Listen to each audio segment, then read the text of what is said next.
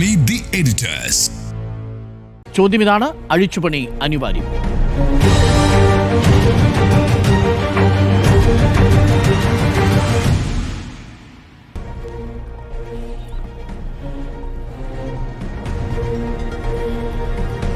ഉണ്ണി Balakrishnan, ACC വിളിച്ചു ചേർത്ത പ്രത്യേക കേരളത്തിലെ നേതാക്കളുടെ യോഗത്തിൽ ഈ തീരുമാനം യഥാർത്ഥത്തിൽ പ്രഖ്യാപിക്കാനിരുന്നതാണ്.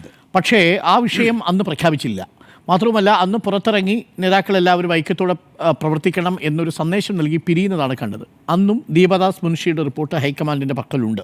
ആ റിപ്പോർട്ടിൽ വളരെ വ്യക്തമായി തന്നെ സൂചിപ്പിക്കുന്നുണ്ട്, കേരളത്തിൽ ഈ നിലയിൽ K. സുധാകരന് മുന്നോട്ട് കോൺഗ്രസ് പാർട്ടിയെ നയിക്കാൻ കഴിയില്ല. അദ്ദേഹത്തിൻ്റെ അനാരോഗ്യമാണ് പ്രധാനമായും ചൂണ്ടിക്കാട്ടിയത്, അവൈലബിലിറ്റി. ഇപ്പോൾ ഹൈക്കമാൻഡ് ഇന്നലെ നടത്തിയ 40 മിനിറ്റ് നീണ്ടുനിന്ന ഒരു ചർച്ചയുണ്ട്. ആ ചർച്ചയ്ക്കൊടുവിലാണ് ഈ തീരുമാനം വന്നതെന്നാണ് നമ്മൾ മനസ്സിലാക്കുന്നത്. അപ്പോഴും K. മുരളീധരൻ അടക്കമുള്ള ആളുകൾ മറുഭാഗത്ത് നിൽക്കുന്നുണ്ട്, ശശി തരൂർ മറുഭാഗത്ത് നിൽക്കുന്നുണ്ട്. കേരളത്തിലെ മുതിർന്ന നേതാക്കളുമായി ചർച്ച ചെയ്തിട്ടില്ല എന്ന് കേൾക്കുന്നു. പക്ഷേ എന്തായാലും ഇക്കാര്യത്തിൽ ഒരഴിച്ചുപണി അനിവാര്യമാണ്. അഴിച്ചുപണി അനിവാര്യമാണ് എന്ന് തന്നെയാണ് ഞാൻ വിചാരിക്കുന്നത്. ഇപ്പോൾ നമ്മൾ കഴിഞ്ഞൊരു 6 മാസക്കാലമായിട്ടെങ്കിലും KPCC അധ്യക്ഷ സ്ഥാനത്ത് നിന്ന് K. സുധാകരനെ മാറ്റുമെന്നുള്ള വാർത്തകൾ റിപ്പോർട്ട് ചെയ്തുകൊണ്ടിരിക്കുകയാണ്. ഇപ്പോൾ താങ്കൾ സൂചിപ്പിച്ചതുപോലെ കഴിഞ്ഞ ജനുവരിയിൽ വളരെ പ്രധാനപ്പെട്ട കേരളത്തിൽ നിന്നുള്ള എല്ലാ പ്രമുഖ നേതാക്കളെയും MP-മാരെയും അടക്കം ഹൈക്കമാൻഡ് വിളിച്ചു ചേർത്ത് ചില ചർച്ചകൾ നടത്തിയിരുന്നു. അന്നത്തെ സാഹചര്യം എന്ന് പറയുന്നത് ശശി തരൂരുമായി ബന്ധപ്പെട്ട് സംസ്ഥാനത്തൊരു വലിയ വിവാദമുണ്ടായി. തരൂർ മോദിയെ പ്രശംസിച്ചുകൊണ്ട് ചില പ്രസ്താവനകൾ നടത്തിയതിൻ്റെ ഭാഗമായിട്ട് പരസ്യമായ വിഴുപ്പലക്കലിലേക്ക് കേരളത്തിലെ കോൺഗ്രസ് നേതൃത്വം പോയതിൻ്റെ അടിസ്ഥാനത്തിൽ കൂടിയാണ് അന്ന് ആ യോഗം നടന്നത്.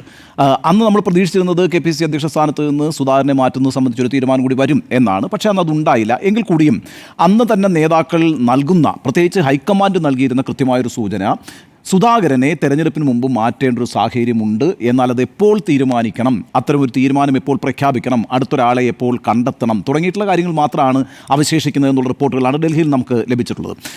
ഈ KPCC അധ്യക്ഷ സ്ഥാനത്ത് നിന്ന് സുധാകരനെ മാറ്റുമോ എന്ന കാര്യത്തിൽ ഇപ്പോഴും നമുക്കൊരു കൺഫർമേഷൻ ഇല്ല. എങ്കിൽ കൂടിയും ഞാൻ അതിൻ്റെ മറ്റൊരു രാഷ്ട്രീയ വശമാണ് കാണുന്നത്. എന്തുകൊണ്ടാണ് കോൺഗ്രസിൻ്റെ നേതൃത്വത്തിലൊരു അഴിച്ചുപണി അനിവാര്യമാണ് എന്ന് ഞാൻ കരുതുന്നത്? അത് വിശദീകരിക്കാം. കാരണം എന്താ വെച്ചാൽ, സംസ്ഥാനത്ത് പ്രധാനപ്പെട്ട പ്രതിപക്ഷ പാർട്ടിയാണ് കോൺഗ്രസ്. ആ പ്രതിപക്ഷ പാർട്ടിക്ക് ശക്തമായൊരു നേതൃത്വം ഉണ്ടാകേണ്ടത് സംസ്ഥാനത്തിൻ്റെ ഒരു ആവശ്യമാണ്. ജനാധിപത്യത്തിൽ എപ്പോഴും അങ്ങനെയാണല്ലോ. ശക്തമായ പ്രതിപക്ഷമാണ് എപ്പോഴും ഭരണപക്ഷത്തെ ചെക്ക് ചെയ്യുക. നല്ല പ്രതിപക്ഷമുണ്ടെങ്കിലേ നല്ല ഭരണവും ഉണ്ടാവുള്ളൂ, നല്ല മാധ്യമങ്ങളും ഉണ്ടാകണം. അപ്പം അനിവാര്യമായും ജനാധിപത്യത്തിൽ ഒരു പ്രതിപക്ഷ നേതാവ് എന്ന് പറയുന്നത് ഏറ്റവും പ്രധാനപ്പെട്ട ഒരാളാണ്. അപ്പോൾ അതുകൊണ്ട് തന്നെ ഇന്നിപ്പോൾ കേരളത്തിൽ കോൺഗ്രസിൻ്റെ ഒരു സ്ഥിതി എന്താ? ഇപ്പം KPCC അധ്യക്ഷ സ്ഥാനത്തേക്ക് K. സുധാകരനെ കൊണ്ടുവരുമ്പോൾ നമുക്കറിയാമല്ലോ, കണ്ണൂരിൽ നിന്നുള്ള വളരെ ഫയർ ബ്രാൻഡ് ആയിട്ടുള്ളൊരു നേതാവ് എന്നുള്ള നിലയ്ക്കാണ് അദ്ദേഹത്തെ KPCC അധ്യക്ഷ സ്ഥാനത്തേക്ക് കൊണ്ടുവരുന്നത്. അങ്ങനെ കൊണ്ടുവരുമ്പോൾ തന്നെ അന്ന് സുധാകരൻ പ്രഖ്യാപിച്ചത് സംഘടനയുടെ ഒരു സ്വഭാവത്തിൽ തന്നെ താൻ വലിയ വിപ്ലവകരമായൊരു മാറ്റം കൊണ്ടുവരും എന്നാണ്, അല്ലേ? സെമി കേഡർ സ്വഭാവത്തിലേക്ക് കോൺഗ്രസ് സംഘടനയെ മാറ്റി തീർക്കുമെന്നായിരുന്നു KPCC അധ്യക്ഷനായി ചുമതലയേറ്റപ്പോൾ K. സുധാകരൻ പറഞ്ഞത്. നമുക്കറിയാമല്ലോ കോൺഗ്രസിൻ്റെ ഒരു സംഘടനാ രീതി എന്നൊക്കെ പറയുന്നത്. അതൊട്ടും തന്നെ എന്താ പറയുക, ഒരു മെഷീൻ പോലെ പ്രവർത്തിക്കുന്ന ഒരു സംഘടനാ രീതിയൊന്നും ഒരിക്കലും കോൺഗ്രസിന് ഉണ്ടായിരുന്നിട്ടില്ല. പക്ഷേ ഒരു സെമി കേഡർ സ്വഭാവത്തിലേക്ക് പാർട്ടിയെ മാറ്റണം എന്നൊക്കെ ആഗ്രഹിച്ചുവെങ്കിലും സുധാകരൻ ആ നേട്ടം അല്ലെങ്കിൽ ആ ലക്ഷ്യം അച്ചീവ് ചെയ്യാൻ കഴിഞ്ഞില്ല. പിന്നെ മറ്റൊരു പ്രധാനപ്പെട്ട കാര്യം എന്താണ്? പിണറായി വിജയനെ പോലൊരു നേതാവാണ് പിന്നെ മുഖ്യമന്ത്രിയായി വന്നിരിക്കുന്നത്, അല്ലെ? ഇരട്ടച്ചങ്കൻ എന്നൊക്കെയുള്ള ഇമേജ് ഉള്ളൊരു നേതാവാണ്. അപ്പോൾ അങ്ങനെ ഒരു നേതാവിനെ വെല്ലുവിളിക്കാൻ പറ്റുന്ന രീതിയിൽ കരുത്തുള്ള ഒരാൾ മറുവശത്തുണ്ടാകുക എന്നതും സുധാകരനെ, കണ്ണൂരിൽ നിന്നുള്ള നേതാവ് എന്ന നിലയ്ക്ക് കൂടി സുധാകരനെ KPCC അധ്യക്ഷനാക്കുന്നതിനകത്തൊരു പ്രധാനപ്പെട്ട കാരണമായിരുന്നു. പക്ഷേ സുധാകരൻ എന്താ ചെയ്തത്? സുധാകരൻ വെല്ലുവിളിച്ചു എന്നുള്ളത് ശരിയാണ് CM-നെ. പക്ഷേ പലപ്പോഴും അത് അതിരുവിട്ട് പോകുന്ന രീതിയിലായിപ്പോയി എന്നുള്ളതാണ് ആ വെല്ലുവിളികളൊക്കെയും. അത് അദ്ദേഹം പിണറായിയുടെ കാര്യത്തിൽ മാത്രമല്ല കേട്ടോ, സ്വന്തം സഖ്യകക്ഷികളുടെ കാര്യത്തിലും പലപ്പോഴും നാക്കുപിഴകൾ സംഭവിച്ചിട്ടുണ്ട്, അല്ലേ? മുസ്ലിം ലീഗിൻ്റെ കാര്യത്തിൽ സംഭവിച്ചു. പിന്നീട് എന്താ സംഭവിച്ചത്? അങ്ങ് കൊടപ്പന തറവാട്ടിൽ പോയിട്ട് ഈ കാര്യത്തിൽ ഒരു ക്ലാരിറ്റി വരുത്തി മാപ്പ് പറയേണ്ട ഒരു സാഹചര്യം വരെ K. സുധാകരൻ ഉണ്ടായി എന്നുള്ളതാണ്. അത് മാത്രമല്ലല്ലോ, ആലപ്പുഴയിലെ വാർത്താ സമ്മേളനത്തിന് തൊട്ടു മുമ്പ് മൈക്ക് ഓണായിരിക്കുന്നത് അറിയാതെ സുധാകരൻ സതീശനെ കുറിച്ച് പറഞ്ഞതൊക്കെ നാട്ടുകാർ കേട്ടിട്ടുള്ളതുമാണ്. അപ്പോൾ ആ അർത്ഥത്തിലൊക്കെ സുധാകരൻ ഒരു തലവേദനയായി KPCC നേതൃത്വത്തിൽ മാറുന്നു എന്നൊരു പ്രശ്നം സംഘടനയ്ക്കകത്ത് തന്നെ വലിയ പിന്നെ ഒരു ചർച്ചയായി മാറിയിട്ടുണ്ട്. ഇതാരും മാധ്യമങ്ങൾ സൃഷ്ടിച്ചൊരു കാര്യമൊന്നുമല്ല. എപ്പോഴും KPCC നേതൃത്വത്തിലെ പല നേതാക്കളും പറയുന്നൊരു കാര്യമുണ്ട്, ഈ സംഘടനയുടെ നേതൃത്വത്തിൽ അഴിച്ചുപണി ഉണ്ടാകുന്നു എന്നുള്ളത് മാധ്യമ സൃഷ്ടിയാണെന്ന് പറയുമ്പോഴത്തേക്കും സുധാകരനെതിരായിട്ട് പല കോണുകളിൽ നിന്ന് പലതരത്തിലുള്ള ആക്രമണങ്ങൾ പാർട്ടിക്ക് അകത്ത് തന്നെ ഉണ്ടായിട്ടുണ്ട്. അതിൻ്റെ അടിസ്ഥാനത്തിൽ പ്രതിരോധവും ഉണ്ടായിട്ടുണ്ട്. പക്ഷേ ഈ ചർച്ച വളരെ സജീവമാകുന്നൊരു സാഹചര്യം എന്ന് പറയുന്നത് നേരത്തെ ആരും സൂചിപ്പിച്ചതുപോലെ അദ്ദേഹത്തിൻ്റെ ഒരു അനാരോഗ്യ പ്രശ്നമുണ്ട്. ഒന്ന് നോക്കൂ, നമ്മളിപ്പോൾ ഒരു തെരഞ്ഞെടുപ്പ് വർഷത്തിലാവുള്ളൂ, അല്ലേ? ഈ തെരഞ്ഞെടുപ്പ് വർഷം എന്ന് പറയുന്നത് കോൺഗ്രസിനെ സംബന്ധിച്ചിടത്തോളം വളരെ നിർണായകമല്ലേ? 2026 തെരഞ്ഞെടുപ്പിൽ കോൺഗ്രസിന് അധികാരത്തിൽ തിരിച്ചു വരാൻ കഴിഞ്ഞില്ല എന്ന് വിചാരിക്കുക. എന്താണ് കോൺഗ്രസിൻ്റെ സംസ്ഥാനത്തെ സ്ഥിതി? എന്താണ് എന്താണ് അതിൻ്റെ ഭാവി, എന്തായിരിക്കും UDFിൻ്റെ ഭാവി? അതുകൊണ്ട് തന്നെ 2026 തെരഞ്ഞെടുപ്പ് ഞാൻ എപ്പോഴും പറയുന്നത് പോലെ കോൺഗ്രസിനെ സംബന്ധിച്ചിടത്തോളം UDFിനെ സംബന്ധിച്ചിടത്തോളം ഒരു ജീവൻ മരണ പോരാട്ടമാണ്. ഇപ്പോൾ മറുവശത്ത് നോക്കിക്കോളൂ, ഭരണകക്ഷിയുടെ സ്ഥിതി എന്താ? അവർ ഈ അടുത്ത കാലത്തല്ലേ അവരുടെ ബ്രാഞ്ച് സമ്മേളനം നടത്തി, പിന്നെ ലോക്കൽ സമ്മേളനം നടത്തി, ഏരിയ സമ്മേളനം നടത്തി, ജില്ലാ സമ്മേളനം നടത്തി, സംസ്ഥാന സമ്മേളനം നടത്തി, മധുരയിൽ പാർട്ടി കോൺഗ്രസ് നടത്തി. അപ്പോൾ ഒരു തെരഞ്ഞെടുപ്പ് വർഷത്തിലേക്ക് പോകുമ്പം CPM സുസജ്ജമായിരിക്കുന്നു എന്നുള്ളതാണ്. എപ്പോഴും അവരുടെ സംഘടനാ മെഷീനറി അങ്ങനെയാണ്. പക്ഷേ തെരഞ്ഞെടുപ്പ് വർഷത്തിൽ ഈ ബ്രാഞ്ച് മുതൽ സംസ്ഥാനം വരെ നടന്നിട്ടുള്ള സമ്മേളനങ്ങളിലൂടെ ആ പാർട്ടിയുടെ മെഷീനറിയെ കൂടുതൽ ഊർജിതമാക്കാനായിട്ട്, ഉഷാറാക്കാനായിട്ട് CPMന് കഴിഞ്ഞിട്ടുണ്ട് എന്ന് മാത്രമല്ല, CPM ഒരു പൊളിറ്റിക്കൽ അജണ്ട സെറ്റ് ചെയ്ത് കഴിഞ്ഞു എന്നുള്ളതല്ലേ. 3ാം ഭരണം ഉണ്ടാകാൻ പോകുന്നു എന്നൊരു പൊളിറ്റിക്കൽ അജണ്ട CPM സെറ്റ് ചെയ്ത് കഴിഞ്ഞു. മറുപക്ഷത്ത് എന്താ നമ്മൾ കാണുന്നത്? കോൺഗ്രസിൻ്റെ പക്ഷത്ത് എന്താ കാണുന്നത്? എന്താണ് KPCC അധ്യക്ഷൻ്റെ റോള്? യഥാർത്ഥത്തിൽ ഒരു തെരഞ്ഞെടുപ്പ് വർഷത്തിൽ പ്രത്യേകിച്ച് KPCC അധ്യക്ഷൻ ഡേ ടു ഡേ ബേസിസിൽ പൊളിറ്റിക്കൽ അജണ്ട നിശ്ചയിക്കണം. പൊളിറ്റിക്കൽ അജണ്ട സെറ്റ് ചെയ്യുന്ന ഒരാളായിരിക്കണം KPCC അധ്യക്ഷൻ എന്ന് പറയുന്നത്. കോൺഗ്രസിൻ്റെ കാര്യത്തിനകത്തുണ്ടല്ലോ, ഈ പൊളിറ്റിക്കൽ അജണ്ട എല്ലാ ദിവസവും സെറ്റ് ചെയ്താൽ മാത്രമേ ആ സംഘടന ചലിക്കുകയുള്ളൂ, എന്നാൽ മാത്രമേ തുടർചലനങ്ങൾ ഉണ്ടാകുകയുള്ളൂ. അപ്പോൾ പ്രഭവ കേന്ദ്രം തന്നെ ഉഷാറായിരിക്കണം. എന്നിട്ട് പൊളിറ്റിക്കൽ അജണ്ട സെറ്റ് ചെയ്യണം. നമ്മളൊന്ന് നോക്കണം, 2024 ലോക്സഭാ തെരഞ്ഞെടുപ്പിൽ എങ്ങനെയാണ് Rahul Gandhi political agenda set ചെയ്തത്? അല്ലേ, ജാതി സെൻസസ് എന്നൊരു വിഷയം എടുത്തുകൊണ്ടൊരു പൊളിറ്റിക്കൽ അജണ്ട സെറ്റ് ചെയ്തു. അതുപോലെ തന്നെ ഭരണഘടനയുടെ സംരക്ഷണം എന്നുള്ളൊരു പൊളിറ്റിക്കൽ അജണ്ട സെറ്റ് ചെയ്തു. നമുക്കറിയാമല്ലോ, ഇന്ത്യയിൽ എവിടെയും കോൺഗ്രസ് അതിശക്തമായി പ്രവർത്തിച്ചുകൊണ്ടിരിക്കുന്ന ഒരു പാർട്ടി മെഷീനറിയൊന്നും കോൺഗ്രസിനില്ല. പക്ഷേ ഒരു പൊളിറ്റിക്കൽ അജണ്ട സെറ്റ് ചെയ്തതോടെ തന്നെ സ്വഭാവം മാറി, തെരഞ്ഞെടുപ്പിൻ്റെ സ്വഭാവം മാറി. ആ അർത്ഥത്തിൽ അങ്ങനെ ഒരു റോള് തെരഞ്ഞെടുപ്പ് വർഷത്തിൽ വഹിക്കേണ്ട ഒരാളാണ് KPCC അധ്യക്ഷൻ എന്ന് പറയുന്നയാൾ. പക്ഷേ സുധാകരൻ അത് കഴിയുന്നില്ല. നമുക്കറിയാം, ഇപ്പോൾ ഏറ്റവും അവസാനം വന്ന വിഴിഞ്ഞം, ഇന്നലെ വിഴിഞ്ഞ ഉദ്ഘാടനവുമായിട്ട് ബന്ധപ്പെട്ട് വന്നിട്ടുള്ള വിവാദങ്ങൾ, അതിൻ്റെ മുൻ ദിവസങ്ങളിൽ വന്നിട്ടുള്ള വിവാദങ്ങൾ, ഇതുമായിട്ടൊക്കെ ബന്ധപ്പെട്ട് KPCC അധ്യക്ഷൻ എന്താ പറഞ്ഞിട്ടുള്ളത്? അദ്ദേഹം വലിയൊരു പൊളിറ്റിക്കൽ അജണ്ട സെറ്റ് ചെയ്ത് വളരെ ആഞ്ഞടിക്കേണ്ട ഒരു നേതാവല്ലേ. ഇപ്പോൾ പ്രതിപക്ഷ നേതാവും KPCC അധ്യക്ഷനും 2 സ്ഥലങ്ങളിൽ നിന്ന് സർക്കാരിനെ അറ്റാക്ക് ചെയ്യുമ്പോഴാണല്ലോ അറ്റാക്കിൻ്റെ ഒരു ശക്തി ഉണ്ടാവുക. അത് സതീശൻ മാത്രം പറഞ്ഞാൽ പോരല്ലോ. എപ്പോഴും പ്രതിപക്ഷം അല്ലെങ്കിൽ കോൺഗ്രസ് സർക്കാരിനെതിരായിട്ട്, CPMനെതിരായിട്ട് ആക്ഷേപങ്ങൾ പറഞ്ഞുകൊണ്ടിരിക്കണം, ആരോപണങ്ങൾ പറഞ്ഞുകൊണ്ടിരിക്കണം എന്നുള്ള അർത്ഥത്തിലല്ല. മറിച്ചൊരു തെരഞ്ഞെടുപ്പ് വർഷത്തിലേക്ക് പോകുമ്പോൾ കൃത്യമായി ഒരു പാർട്ടിയെ ചലിപ്പിക്കണമെങ്കിൽ അതിൻ്റെ നേതൃത്വം അജണ്ട നിശ്ചയിച്ച് നൽകണം. അപ്പോൾ മാത്രമാണ് ആ മിഷനറി പ്രവർത്തിക്കുക. അങ്ങനെ ഒരു കാര്യമേ, അങ്ങനെ ഒരു റോളേ വഹിക്കാൻ കെ സുധാകരന് കഴിയുന്നില്ല എന്നുള്ളതാണ് പ്രശ്നം. അത് ഒരിക്കലും കോൺഗ്രസിനെ പോലൊരു പാർട്ടിക്ക്, ഞാൻ നേരത്തെ സൂചിപ്പിച്ച പോലെ, ജീവൻ മരണ പോരാട്ടത്തിലേക്ക് 2026 തെരഞ്ഞെടുപ്പിൽ പോകാൻ പോകുന്നൊരു പാർട്ടിയെ സംബന്ധിച്ചിടത്തോളം ഒരു ശുഭകരമായ കാര്യമല്ല എന്നുള്ളത് വളരെ പ്രധാനപ്പെട്ട കാര്യമാണ്. ഇത് മാത്രമല്ലെന്നേ, നമ്മൾ ആലോചിക്കേണ്ട ഒരു കാര്യം വെച്ചാൽ ഈ വിരുദ്ധ വികാരം ഉണ്ടല്ലോ. എപ്പോഴും കോൺഗ്രസ് ഈ പറയുന്ന ഡിപ്പെൻഡ് ചെയ്യുന്നൊരു കാര്യം വെച്ചാൽ ഭരണവിരുദ്ധ വികാരമാണ്. ഭരണവിരുദ്ധ വികാരം അങ്ങ് ആഞ്ഞടിക്കും. അങ്ങനെ ആഞ്ഞടിച്ചു കഴിഞ്ഞാൽ നമുക്ക് ഇങ്ങോട്ട് സുഖമായി ജയിച്ചു വരാം എന്നാണ് ഈ തോന്നലാണല്ലോ 2021 നിന്നിരുന്നത്. പക്ഷേ 2021 ഭരണവിരുദ്ധ വികാരം ഉണ്ടായിരുന്നില്ല എന്ന് മാത്രമല്ല, ആദ്യമായി കേരളത്തിൻ്റെ രാഷ്ട്രീയ ചരിത്രത്തിൽ, തെരഞ്ഞെടുപ്പ് ചരിത്രത്തിൽ ആദ്യമായി ഭരണ അനുകൂല വികാരം ഉണ്ടായൊരു തെരഞ്ഞെടുപ്പാണ് 2021 നടന്നത്. അപ്പോൾ 2026 ഒരു ഭരണവിരുദ്ധ വികാരം, 10 വർഷം ഭരിച്ചതുകൊണ്ട് ഒരു ഭരണവിരുദ്ധ വികാരം ഇങ്ങ് വരും, നമുക്ക് ജയിച്ചു വരാമെന്നൊക്കെ പറയുന്ന ആ പഴയ സങ്കല്പം മാറി. മറിച്ച് തെരഞ്ഞെടുപ്പ് എന്ന് പറയുന്നത് വളരെ സൂക്ഷ്മമായ ആസൂത്രണമാണ്. BJP ഇന്ന് രാജ്യത്ത് ഏറ്റവും മനോഹരമായി കാഴ്ചവെച്ചിട്ടുള്ളൊരു കാര്യം എന്ന് പറയുന്നത് മൈക്രോ പ്ലാനിങ് എന്ന് പറയുന്നതാണ്. സൂക്ഷ്മമായി ആസൂത്രണം ചെയ്യുക. മറ്റതൊക്കെ മാക്രോ പ്ലാനിങ്ങിലായിരുന്നു ഇലക്ഷൻ നടന്നുകൊണ്ടിരുന്നത്. അതിനെ മാറ്റുന്നത് BJP ആണ്. സൂക്ഷ്മമായി, വളരെ സൂക്ഷ്മമായി സോഷ്യൽ എഞ്ചിനീയറിംഗ് നടത്തുക, അങ്ങനെയൊക്കെയാണ് ഇപ്പോൾ തെരഞ്ഞെടുപ്പ് നടത്തുന്നത്. അപ്പം ഭരണവിരുദ്ധ വികാരം ഇങ്ങോട്ട് വന്നൊരു തരംഗമായിട്ട് നമുക്കിനി വിജയിച്ചു വരാമെന്നൊന്നും കഴിയില്ല, അങ്ങനൊന്നും ആലോചിച്ചിരിക്കാൻ കഴിയില്ല. വളരെ സൂക്ഷ്മമായിട്ടുള്ള സോഷ്യൽ എഞ്ചിനീയറിംഗ് മറുവശത്ത് നടക്കുന്നുണ്ട്. ഇപ്പോൾ വളരെ കൃത്യമായി CPM ഒരു പൊളിറ്റിക്കൽ പൊസിഷൻ എടുത്തില്ല. കാരണം ന്യൂനപക്ഷം, പ്രത്യേകിച്ച് മുസ്ലിങ്ങളെ ഇങ്ങനെ അപ്പീസ് ചെയ്തുകൊണ്ടിരുന്നാൽ തങ്ങൾക്കൊരു ഗുണവുമില്ല എന്ന് 24 തെരഞ്ഞെടുപ്പിൽ അവർക്ക് കൃത്യമായി ബോധ്യപ്പെട്ടിട്ടുണ്ട്. അതിൻ്റെ അടിസ്ഥാനത്തിൽ അവരവരുടെ അടവും ടാക്ടിക്സും ഒക്കെ മാറ്റിയിട്ടുണ്ട്. അതിൻ്റെ അടിസ്ഥാനത്തിൽ മുന്നാക്ക വിഭാഗങ്ങളുടെയും അതുപോലെ തന്നെ ഹിന്ദു വിഭാഗങ്ങളുടെയും ഒക്കെ വോട്ടുകൾ സമാഹരിക്കാനുള്ള പണി പാർട്ടി നേരത്തെ തന്നെ ആരംഭിച്ചിരിക്കുന്നു. അത് പയനിയർ ചെയ്യുന്നത്, അത് ചാമ്പ്യൻ ചെയ്യുന്നത് മുഖ്യമന്ത്രി പിണറായി വിജയൻ തന്നെയാണ്.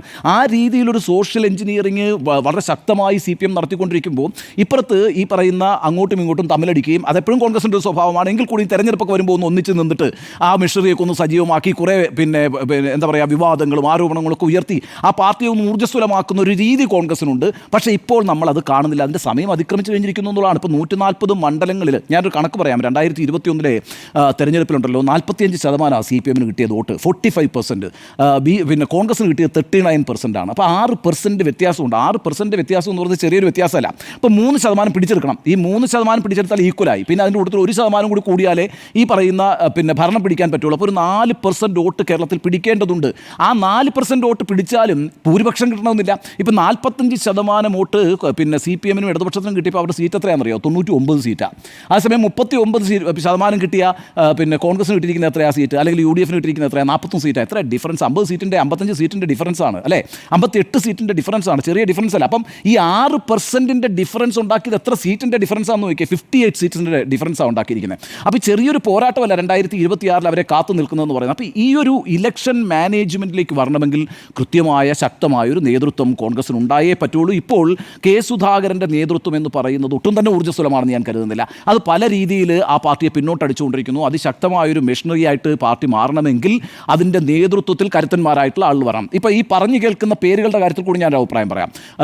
നോക്കൂ, ഇപ്പം പിന്നെ ആൻ്റണിയുടെ പേരാണ് വളരെ പ്രധാനമായിട്ടും നമ്മൾ കേൾക്കുന്നതെന്ന് പറയുന്നത്. അതിൻ്റെ കൂട്ടത്തിൽ സണ്ണി ജോസഫ് ഉണ്ട്. അപ്പോൾ അവിടെ ശ്രദ്ധിക്കേണ്ട കാര്യം 2 പേരുകളാണ് പറഞ്ഞു കേൾക്കുന്നെങ്കിലും അത് 2 പേരും ക്രിസ്തീയ സമുദായത്തിൽ നിന്നുള്ള ആളുകളാണ് എന്നുള്ളതാണ്. കോൺഗ്രസ് നേരിടുന്നൊരു വലിയ പ്രശ്നം എന്താ? കോൺഗ്രസ് മാത്രമല്ല, കോൺഗ്രസ് നേതൃത്വം കൊടുക്കുന്ന UDF നേരിടുന്നൊരു വലിയ പ്രശ്നം എന്താ?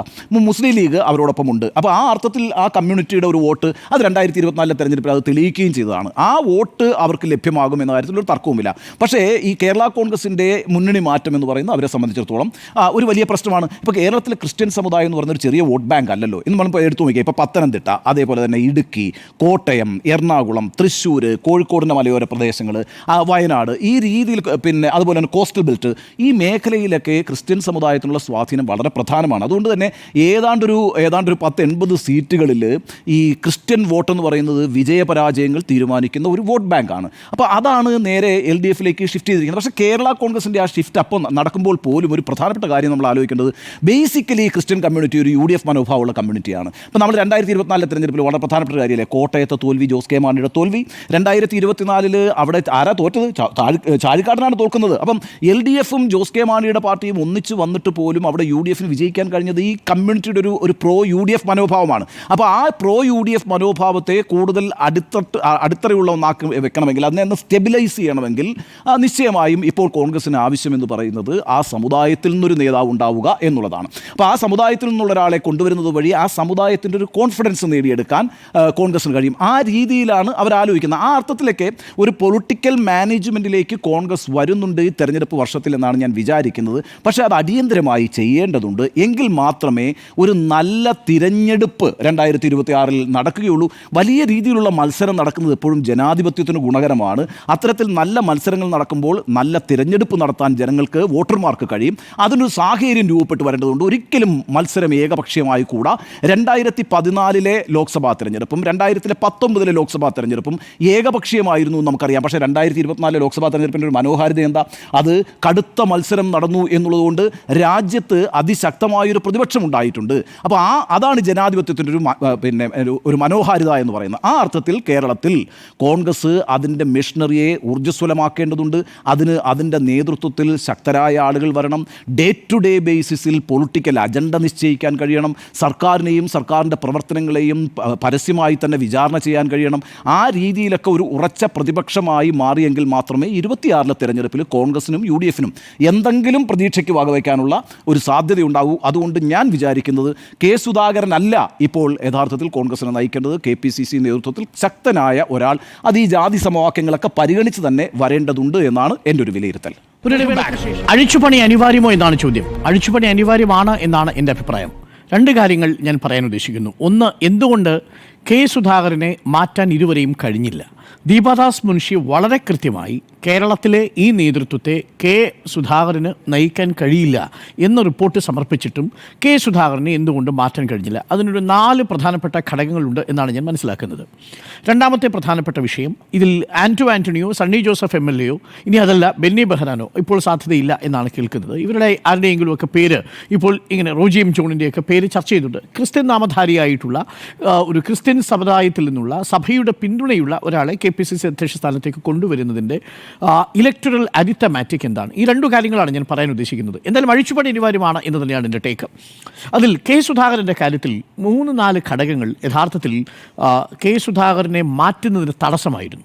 അതിലൊരു കാര്യം, കെ സുധാകരന് അനാരോഗ്യമുണ്ട് എന്നുള്ള വിവരം ഹൈക്കമാൻഡിന് വ്യക്തമായിട്ടറിയാം, കേരളത്തിലെ നേതൃത്വത്തിനറിയാം. ഇത് ദീപാദാസ് മുൻഷി പല സാഹചര്യങ്ങളിൽ നേരിട്ട് ബോധ്യപ്പെട്ടിട്ടുള്ളതുമാണ്.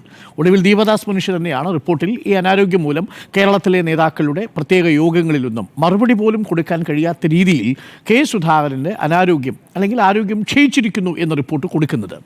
അതുകൊണ്ട് എന്താ സംഭവിക്കുന്നത്? കോൺഗ്രസ് പോലൊരു ദീപാദാസ് മുൻഷിയുടെ റിപ്പോർട്ടിനെ ആധാരമാക്കി പറഞ്ഞാൽ, അതുമായി ബന്ധപ്പെട്ട വിവരങ്ങളുടെ അടിസ്ഥാനത്തിൽ പറഞ്ഞാൽ, കോൺഗ്രസ് പാർട്ടിയുടെ അടിസ്ഥാന സ്വഭാവം അതൊരു പ്രസിഡന്റ് നിയന്ത്രിത പാർട്ടിയാണ്.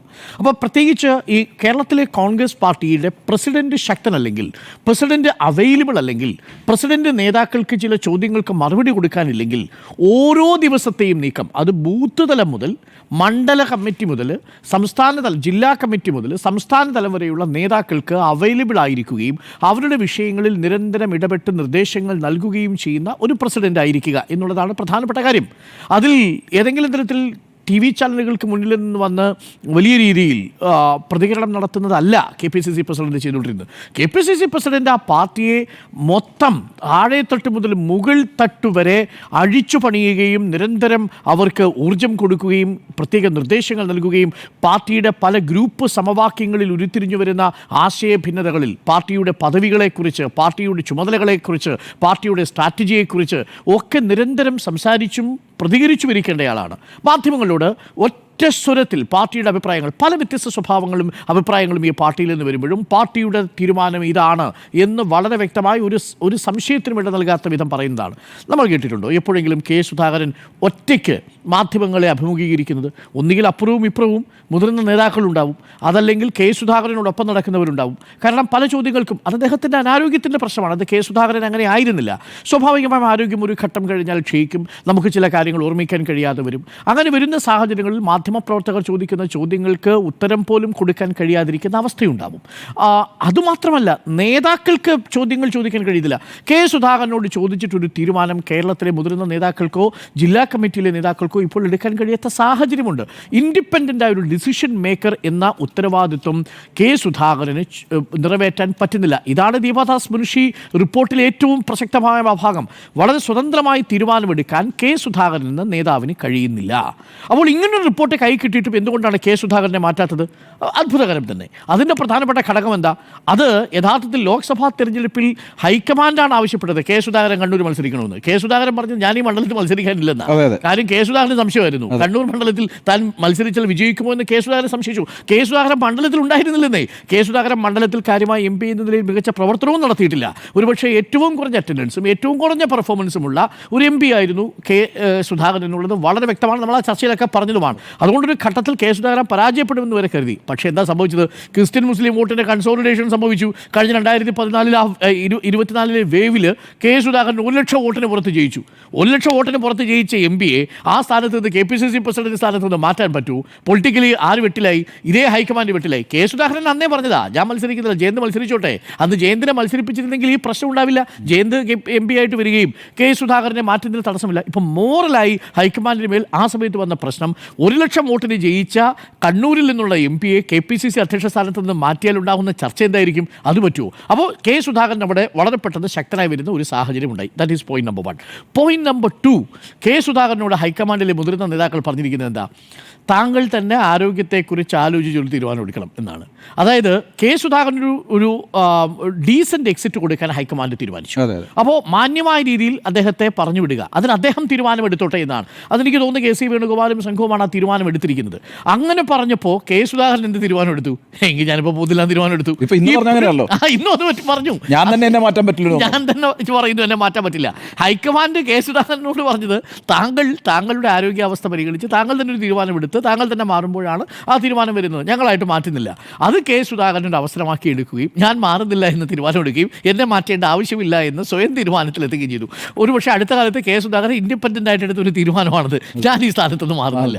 ഇത് വീണ്ടും ഹൈക്കമാൻഡിനെ വെട്ടിലാക്കി. ഇതാണ് point number 2. Point number 3, K Sudhakaran നമുക്കറിയാവുന്നതുപോലെ ഈഴവ സമുദായത്തിൽ നിന്നുള്ള ഒരു നേതാവാണ്. അപ്പോൾ പെട്ടെന്ന് കെ സുധാകരൻ്റെ ആ സ്ഥാനത്ത് മാറ്റി, അല്ലെങ്കിൽ തന്നെ വെള്ളാപ്പള്ളി നോക്കിയിരിക്കുകയാണ്. അപ്പോൾ ഈ സാഹചര്യത്തിൽ കെ സുധാകരനെ അവിടെ നിന്ന് മാറ്റുന്നത് ഈഴവ വോട്ടുകൾ വളരെ ശക്തമായ രീതിയിൽ BJPയിലേക്ക് ഒലിച്ചു പോയിക്കൊണ്ടിരിക്കുന്ന ഒരു സാഹചര്യത്തിൽ അവിടെ നിന്ന് മാറ്റുവാൻ കഴിയുമോ എന്ന ഒരു സമുദായ ചോദ്യം കൂടി യഥാർത്ഥത്തിൽ ആശങ്ക ഉണ്ടാക്കി എന്നുള്ളതാണ് ഞാൻ മനസ്സിലാക്കുന്നത്. ഇതിനെല്ലാം ഈ 3 പ്രധാനപ്പെട്ട ഫാക്ടറാണ് കെ സുധാകരനെ മാറ്റുന്നതിന് തടസ്സമായി നിന്നത്. അല്ലാതെ ഒരു പ്രധാനപ്പെട്ട ഘടകവും അവിടെ കെ സുധാകരനെ മാറ്റുന്നതിന് തടസ്സമായിട്ടില്ല. കേരളത്തിലെ എല്ലാ നേതാക്കൾക്കും കെ സുധാകരൻ അവിടെ നിന്ന് മാറണമെന്നാണ്. ചില നേതാക്കൾ അതിവിടെ ഗ്രൂപ്പ് സമവാക്യങ്ങളോട് അതിൻ്റെ ഭാഗമായി നിൽക്കുന്ന ആളുകളാണ് പറയുക കെ സുധാകരൻ അവിടെ നിന്നോട്ടെ എന്ന് പറയുന്നത് മറ്റുള്ളവർക്ക് പണി കൊടുക്കാൻ വേണ്ടിയിട്ടുള്ള ചില നീക്കങ്ങളാണ്. അത് ഒഴിച്ചു നിർത്തിയാൽ ഗൗരവമായി ഈ പാർട്ടിയിലുള്ള എല്ലാ നേതാക്കൾക്കും ഈ നേതാവിനെ കൊണ്ട് കാര്യം നടക്കില്ല എന്ന് ബോധ്യമുള്ള ആളാണ്. അത് താഴെത്തട്ട് വരെ അങ്ങനെ കാര്യമായിട്ട് ആ തോന്നലുണ്ട് താനും. ഞാൻ ഏതെങ്കിലും തരത്തിൽ കെ സുധാകരനെ മോശം നേതാവായി ചിത്രീകരിക്കാൻ അദ്ദേഹത്തിന് അനാരോഗ്യമാണ് പ്രശ്നം. അത് പാർട്ടിക്ക് മുന്നോട്ട് കൊണ്ടുപോകാൻ കഴിയാത്തൊരു സാഹചര്യം ഉണ്ടാക്കിയിരിക്കുന്നു എന്നത് വസ്തുതയാണ്. ഇനി രണ്ടാമത്തെ കാര്യത്തിലേക്ക് വരാം. അപ്പോഴാണ് കെ സുധാകരനെ മാറ്റിയാൽ പകരം ആര് വരുമെന്നുള്ള ചോദ്യം. ആദ്യം റോജി എം ജോണിനെ പരിഗണിച്ചു. ചെറുപ്പക്കാരനാണ്. പക്ഷേ റോജി എം ജോൺ തന്നെ അദ്ദേഹം പറഞ്ഞു ഇപ്പോൾ KPCC അധ്യക്ഷ സ്ഥാനത്തേക്ക് വന്നാൽ അദ്ദേഹത്തിനറിയാം അത് തൻ്റെ പൊളിറ്റിക്കൽ കരിയറിൻ്റെ എന്നേക്കുമായുള്ള അവസാനമാവും. അപ്പോൾ ഈ സാഹചര്യത്തിൽ റോജി എം ജോൺ അതിൽ നിന്ന് കൃത്യമായിട്ട് ഒഴിഞ്ഞു. അപ്പോൾ ബെന്നി ബെഹനാൻ അടക്കമുള്ളവരുടെ പേരുകൾ വന്നു. പക്ഷേ ബെന്നി ബെഹനാൻ യാക്കോബായ സമുദായത്തിൽ നിന്നാണ്, അല്ലേ? പത്രിയാർക്കീസ് വിഭാഗമാണ്. അപ്പോൾ പത്രിയാർക്കീസ് വിഭാഗത്തിൽ നിന്നുള്ള ഒരാൾ വരുന്നതിനേക്കാൾ കൂടുതൽ സാധ്യത കാത്തലിക് സഭാവത്തിൽ വരുന്നത്. അതാണ് അതിൻ്റെ പൊളിറ്റിക്കൽ അരിത്തമാറ്റിക് എന്ന് പറയുന്നത്. എന്താണ് കാത്തലിക് സമുദായത്തിൽ നിന്ന് ആൻ്റോ ആൻ്റണി വരുമ്പോഴുള്ളൊരു പ്രാധാന്യം? അതിലെ ഏറ്റവും വലിയ പ്രാധാന്യം എന്ന് പറയുന്നത് ഇപ്പോൾ നോക്കൂ, പത്തനംതിട്ട, ഇടുക്കി, എറണാകുളം, കോട്ടയം 4 ജില്ലകളിൽ നിന്ന് 33 സീറ്റുകളിൽ നിർണായകമായ സ്വാധീനം ക്രിസ്ത്യൻ സമുദായം. 4 ജില്ലകളിൽ 33 സീറ്റുകളുടെ വിജയപരാജയം തീരുമാനിക്കുന്നതെന്നല്ല, അവിടെ വിജയിക്കണോ പരാജയപ്പെടണോ എന്ന് പൂർണ്ണമായും തീരുമാനിക്കുന്നത് ക്രിസ്ത്യൻ സഭ. അതിനകത്ത് തന്നെ കഴിഞ്ഞ തെരഞ്ഞെടുപ്പിൽ എറണാകുളമാണ് സത്യത്തിൽ മുഖം രക്ഷിച്ചത്. 7-8 സീറ്റ് ജില്ലയെന്ന് മാത്രം എറണാകുളമാണ്. അതേസമയം കോൺഗ്രസിന്റെ പരമ്പരാഗത തട്ടകങ്ങൾ പത്തനംതിട്ട, കോട്ടയം, ഇടുക്കി കൈവിട്ടുപോയി. അപ്പോൾ സ്വാഭാവികമായും ഇത് തിരിച്ചുപിടിക്കണം എന്നുള്ളതാണ് ഒരു പ്രധാനപ്പെട്ട പ്രശ്നം. അപ്പോഴതാ വരുന്നു കാസയും ഈ പറയുന്ന BJPയുടെ നേതൃത്വത്തിൽ എഞ്ചിനീയറിംഗും സുചരിച്ചിരിക്കുന്നുണ്ട്. അപ്പോൾ BJPയുടെ എഞ്ചിനീയറിംഗ്, സോഷ്യൽ എഞ്ചിനീയറിംഗ് ആ ഘട്ടത്തിൽ വരുമ്പോൾ കാസയുടെ കഴിഞ്ഞ ഈ വഖഫ് നിയമ ഭേദഗതിയുമായി ബന്ധപ്പെട്ട് ഒരു ഫേസ്ബുക്ക് പോസ്റ്റ് ഉണ്ട്. വളരെ ഡയറക്റ്റായിട്ട് എഴുതിയിരിക്കുക, പച്ചയ്ക്ക് എഴുതിയേക്കുക, ക്രിസ്ത്യൻ നാമധാരികളായിട്ടിരിക്കുന്ന MP-മാർ വഖഫ് നിയമ ഭേദഗതി ബില്ലിന് അനുകൂലമായിട്ട് വോട്ട് ചെയ്യാത്ത പക്ഷം അവരെ മെത്രാന്മാർ സമുദായ വിലക്ക് കൽപ്പിക്കണം എന്ന് എഴുതിയിരിക്കുകയാണ് ക്രിസ്ത്യൻ സഭ. ഇവരെല്ലാം ഒരു ഘട്ടത്തിൽ ഇത് മാത്രമല്ല, ഫ്രാൻസിസ് ജോർജിന് പോലും കാലറിയില്ലേ? ഫ്രാൻസിസ് ജോർജിന് പോലും കാലിടറി. എന്തിനേറെ കേരള കോൺഗ്രസ് മാണി വിഭാഗത്തിൽ നിന്നുള്ള ജോസ് കെ മാണിക്ക് പോലും കാലിടറിയില്ല. ഒരു ഘട്ടത്തിൽ ഒരു പോയിന്റിൽ അദ്ദേഹം അനുകൂലിക്കുന്ന ഒരു സാഹചര്യം ഉണ്ടായി. അപ്പോൾ ചുരുക്കത്തിൽ കേരള കോൺഗ്രസിനോട് ചേർന്ന് നിന്ന അന്ന് UDFന്റെ പക്ഷത്ത് കേരള കോൺഗ്രസ് മാണി ഉണ്ടായിരിക്കുമ്പോൾ മാണി സാറിൻ്റെ നേതൃത്വത്തിലും ഒരു പരിധി കഴിഞ്ഞാൽ കേരളത്തിലെ കോൺഗ്രസ് നേതാക്കളുടെ ഇടയിലും ഉമ്മൻചാണ്ടിയുടെ പിന്നിലും AK ആൻ്റണിയുടെ പിന്നിൽ കാര്യമായിട്ടൊന്നും ഉണ്ടായിരുന്നില്ല, അറിയാമല്ലോ, സഭയുമായിട്ടുണ്ടായിരുന്ന തർക്കങ്ങൾ. പക്ഷേ എങ്കിൽ പോലും ഈ ക്രിസ്ത്യൻ സഭയെ പ്രതിനിധീകരിക്കാൻ ആന്റണി സഭയ്ക്ക് അഭിമതനല്ലെങ്കിലും ഉമ്മൻചാണ്ടി സഭയ്ക്ക് അവസാന ഘട്ടത്തിലാണ് പിന്നീട് യാക്കോബായ ഓർത്തഡോക്സ് വിഷയങ്ങൾ ഉണ്ടായത്. പക്ഷേ നോക്കൂ, അവിടെ പോലും സഭയുടെ ഒരൊറ്റ ചോദ്യമാണ് ബിഷപ്പുമാർ ചോദിക്കുന്ന ചോദ്യം ഇതാ: ഞങ്ങളെ പ്രതിനിധീകരിച്ച് ആരാളുള്ളത് ഈ പാർട്ടിയിൽ? ഈ ചോദ്യത്തിന് മറുപടിയുണ്ടോ? പക്ഷെ മറുഭാഗത്ത് അങ്ങനെയല്ല. ജോർജ് കുര്യൻ അവരുടെ കേന്ദ്രമന്ത്രിയാണ്. അപ്പോൾ BJPയിൽ നിന്ന് ജോർജ് കുര്യനെ കേന്ദ്രമന്ത്രിയാക്കുന്നു. അവിടെ കാസ പോലെ ഒരു പാർട്ടിയെ വളരെ കൃത്യമായി സാമൂഹിക എഞ്ചിനീയറിംഗിൻ്റെ അടിസ്ഥാനത്തിൽ BJP ക്രിസ്ത്യൻ സമുദായത്തിനിടയിൽ നട്ടു വളർത്തിക്കൊണ്ടുവരുന്നു. അതിനിടയിൽ LDF കൂടി ഒരു പണി കാണിച്ചിട്ടുണ്ട്. എന്താണ്? IUMLനെയും ഈ SDP-യെയും ജമാഅത്തെ ഇസ്ലാമിയും കൂടെ കൂട്ടിക്കെട്ടി ഒരു പൊളിറ്റിക്കൽ ഇസ്ലാം എന്ന് പറയുന്ന ഒരു ആശയം കൊടുത്തിട്ടുണ്ട്. അപ്പോൾ UDFനുള്ളിൽ ഒരു പൊളിറ്റിക്കൽ ഇസ്ലാം ഉണ്ട് എന്ന് പറയുന്നൊരു ഭീതി, അത് LDF കൂടി BJPയും LDFും കൂടി ഉണ്ടാക്കി വെച്ചേക്കുന്ന നരേഷനാണ്. ആ നരേഷൻ ആർക്കാ ദോഷം ചെയ്യുക? അത് കോൺഗ്രസിനെ ദോഷം ചെയ്യുക. അപ്പുറത്ത് ഒരു പൊളിറ്റിക്കൽ ഇസ്ലാമിൻ്റെ ഭാഗമായിട്ട് നിന്നാൽ അത് ക്രിസ്ത്യൻ വോട്ട് ബാങ്കിനെ സ്വാഭാവികമായും സ്വാധീനിക്കും. അത് ക്രിസ്ത്യൻ വോട്ട് ബാങ്ക് മറുഭാഗത്തേക്ക് പോകുന്നതിനെക്കുറിച്ച് ആലോചിക്കും. അങ്ങനെ വന്നാൽ അത് BJPക്ക് ഗുണം ചെയ്യും എന്നുള്ള ആശയം ഉണ്ടാവും. ഒന്നുമല്ലെങ്കിൽ അത് LDFന് ഗുണം ചെയ്യും. ഇനി അത് കോൺഗ്രസിൽ നിന്ന് പിരിഞ്ഞാണ് പോകുന്നതെങ്കിൽ അവിടെയൊക്കെ വലിയ നഷ്ടമുണ്ടാക്കുമെന്നത് കോൺഗ്രസ് വളരെ വ്യക്തമായി തിരിച്ചറിയുന്നു. അതുകൊണ്ട് തന്നെ തങ്ങളുടെ സഭയിൽ നിന്നൊരാൾ വരണം എന്നുള്ളതാണ് കത്തോലിക്ക സഭയിലെ ബിഷപ്പുമാരുടെ ആഗ്രഹം. പക്ഷേ അത് ബിഷപ്പുമാർ ഏതെങ്കിലും തരത്തിൽ പോയി നേതാക്കളോട് പറയുകയല്ല ചെയ്യുക. അവർ പലപ്പോഴും ചർച്ചകളിൽ പരോക്ഷമായിട്ട് ഈ ചോദ്യം ചോദിക്കും: ആരുണ്ട് ഞങ്ങളുടെ സഭയിൽ നിന്ന് എന്നുള്ളൊരു ചോദ്യം ചോദിച്ചാൽ അതിന് മറുപടി പറയാനില്ലാത്ത സാഹചര്യം ഉണ്ടാകുന്നു. ബെന്നി ബെഹനാൻ മികച്ച ലീഡറാണ്. ഞാനിപ്പോഴും മനസ്സിലാക്കുന്നു കേരളത്തിലെ കോൺഗ്രസിലെ നയിക്കാൻ പര്യാപ്തനായ ഏറ്റവും നല്ല ലീഡറാണ് ബെന്നി ബെഹനാൻ. ഒരു കാര്യം വളരെ വ്യക്തമായും കൃത്യമായും മെച്ചൂരിറ്റിയോട് കൂടിയാണ് പറയുക. ഇപ്പോൾ കൊടിക്കുന്നിൽ സുരേഷ്, എന്താ കൊടിക്കുന്നിൽ സുരേഷ് കേരളത്തിലെ കോൺഗ്രസ്? ഞാൻ മനസ്സിലാക്കുന്നത് കേരളത്തിൽ നിലവിലത്തെ സാഹചര്യത്തിൽ കൊടിക്കുന്നിൽ സുരേഷിനെ പോലും നേതാവ് വരുന്നത് കൊണ്ട് എന്തുകൊണ്ടും ഒരു ആശയപരമായ കോൺഗ്രസ് ഉണ്ടാവും. പക്ഷേ പ്രശ്നം ഈ വോട്ട് ബാങ്കാണ്. ഈ ആന്റണിയുടെ കാര്യത്തിൽ സഭ കൃത്യമായൊരു മെസ്സേജ് നൽകിയിട്ടുണ്ട് കേട്ടോ. അത് ഞാൻ പറയുന്നതെന്ന് വെച്ചാൽ, ഈ കഴിഞ്ഞ ക്രിസ്മസിന്റെ സമയത്ത് ഡൽഹിയിൽ സഭകൾ ഏതാണ്ട് 10-15ഓളം വിരുന്നുകൾ നടത്തിയിട്ടുണ്ട്. ആ വിരുന്നുകളുടെ മുഴുവൻ മുഖ്യ സംഘാടകൻ ആന്റണി ആയിരുന്നു. ആ പരിപാടികളിലെല്ലാം പ്രധാനപ്പെട്ട അതിഥിയായി പങ്കെടുത്തത് പ്രിയങ്ക ഗാന്ധിയുമായിരുന്നു.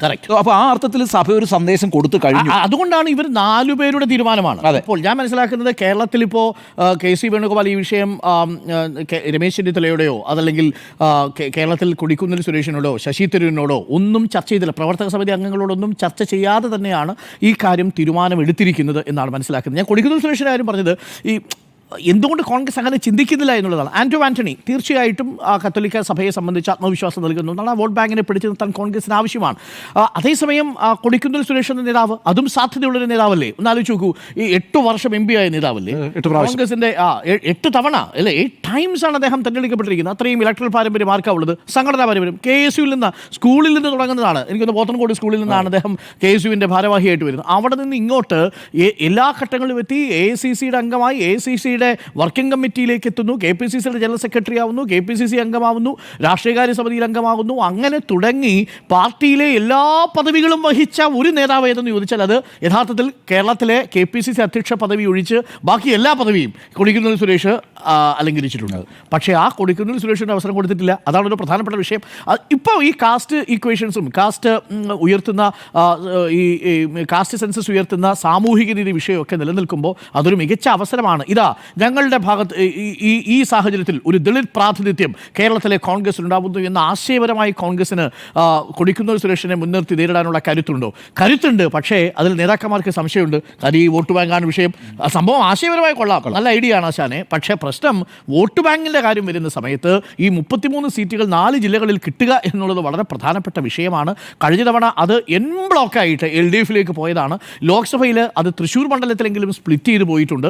പത്തനംതിട്ടയിൽ പോലും അത് അനിൽ ആൻ്റണിക്ക് അനുകൂലമായിട്ട് ചിലയിടങ്ങളിൽ വോട്ട് ചെയ്യപ്പെട്ടിട്ടുണ്ട്. അപ്പോൾ ഈ വോട്ടുകൾ തിരിച്ചുപിടിക്കാനുള്ള ഒരേ ഒരു മാർഗം എന്ന് പറയുന്നത് സ്വാഭാവികമായും ഇത് മാത്രമാണ് എന്നവർ കരുതുന്നു. അതുകൊണ്ട് ഈ രാഷ്ട്രീയ കാരണങ്ങളുടെ അടിസ്ഥാനത്തിൽ കെ സുധാകരനെ മാറ്റലല്ലാതെ നിവൃത്തിയില്ല. പക്ഷേ അത് ആര് പറയും എന്നുള്ളതാണ് ചോദ്യം. അതിപ്പോൾ ഇന്നലെ 40 മിനിറ്റാണ് സംസാരിച്ചതെന്നാണ് മനസ്സിലാക്കുന്നത്. ഖാർഗെ ഈ ഗേറ്റ് വരെ വലിയ രീതിയിൽ ഒരു സൂചന കൂടിയാണ്. പക്ഷേ അതിലൊന്നും മാത്രമല്ല ഒറ്റയ്ക്കായിരുന്നു ചർച്ച.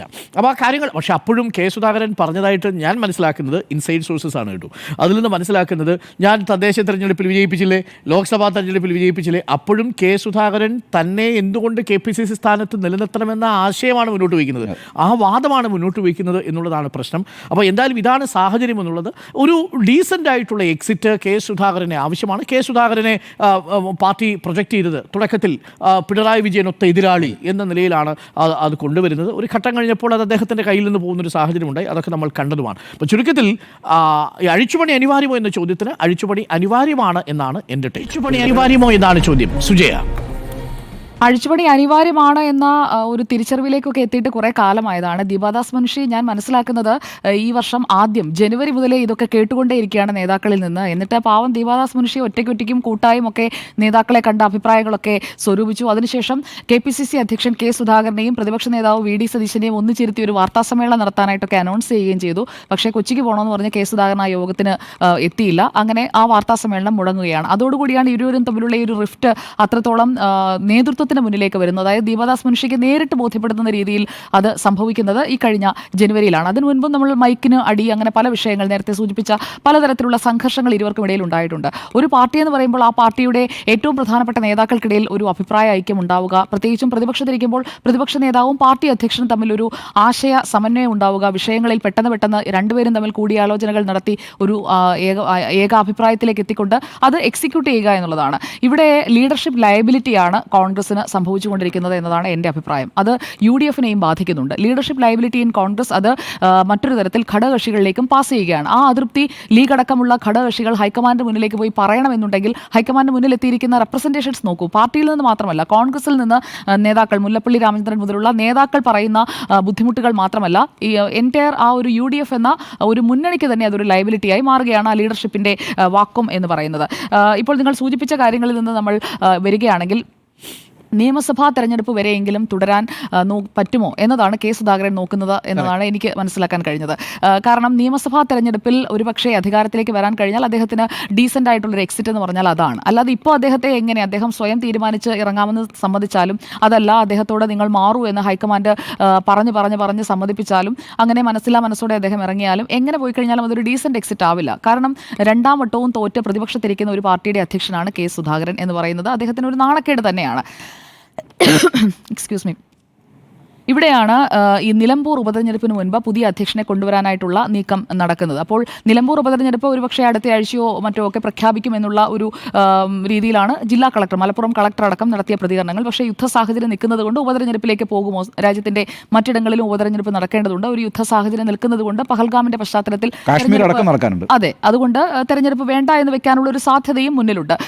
പക്ഷേ തിടുക്കത്തിൽ അടുത്ത ആഴ്ചയോ അല്ലെങ്കിൽ നാളെയോ മറ്റന്നാളോ ഒക്കെയായി ഈ പ്രഖ്യാപനം നടത്താം എന്ന് കരുതിയാണ് കെ സുധാകരനെ ഡൽഹിയിലേക്ക് വിളിപ്പിച്ചതെന്നാണ് ഞാൻ മനസ്സിലാക്കുന്നത്. കാരണം UDFന് പ്രധാനപ്പെട്ട ഏകോപന സമിതി യോഗം നടക്കുമ്പോഴാണ് ആ യോഗത്തിൽ പങ്കെടുക്കാതെ കെ സുധാകരൻ ദില്ലിക്ക് വണ്ടി കയറുന്നത്. അവിടെ ചെന്ന് മല്ലികാർജ്ജുൻ ഖർഗെയുടെ വസതിയിൽ വെച്ച് നടക്കുന്ന കൂടിക്കാഴ്ച രാഹുൽ ഗാന്ധിയും ആ യോഗത്തിന് എത്തിയിരുന്നു എന്നാണ് മനസ്സിലാക്കുന്നത്. അപ്പോൾ മല്ലികാർജ്ജുൻ ഖർഗെയും രാഹുൽ ഗാന്ധിയും ആ യോഗത്തിൽ വെച്ച് പരമാവധി കെ സുധാകരനെ കൺവിൻസ് ചെയ്യാൻ വേണ്ടി മല്ലികാർജ്ജുൻ ഖർഗെ യഥാർത്ഥത്തിൽ കോൺഗ്രസിന്റെ ഒരു കൺവിൻസിംഗ് സ്റ്റാറായി പ്രവർത്തിക്കുകയായിരുന്നു ആ 40 മിനിറ്റ് കൂടിക്കാഴ്ചയിൽ എന്നാണ് ഞാൻ മനസ്സിലാക്കുന്നത്. അത്രയധികം പറഞ്ഞു നോക്കി, പക്ഷേ സുധാകരനെ വളരെ സോഫ്റ്റായി ഡീൽ ചെയ്യാനാണ് മല്ലികാർജ്ജുൻ ഖർഗെയെ തന്നെ ചുമതലപ്പെടുത്തിയത്. കാരണം KC വേണുഗോപാൽ പറയുകയാണെങ്കിൽ അദ്ദേഹത്തിന്റെ ഈഗോ ഹർട്ടാവണ്ട എന്ന് കരുതി മല്ലികാർജ്ജുൻ ഖർഗെ എന്ന പാർട്ടിയുടെ ദേശീയ അധ്യക്ഷൻ തന്നെ ഇക്കാര്യം അവതരിപ്പിക്കുന്നു. ദീപാദാസ് മുൻഷിയൊന്നും ആ യോഗത്തിലേക്ക് കൊണ്ടുവരുന്നില്ല. കാരണം ദീപാദാസ് മുൻഷി പറഞ്ഞിട്ട് അത്, അല്ലെങ്കിൽ ദീപാദാസ് മുൻഷിയുടെ ഒരു റെക്കമെൻഡേഷൻ ആണ് ഇത് എന്ന് മനസ്സിലാക്കിക്കൊണ്ട് അവരോടൊരു അലോഹ്യം തോന്നണ്ട എന്ന് വെച്ച് ഖർഗെ തന്നെ വളരെ വളരെ മാന്യമായ രീതിയിൽ ഇത് പൊതിഞ്ഞൊക്കെ പറഞ്ഞു. പക്ഷേ പുറത്തിറങ്ങുന്ന സുധാകരൻ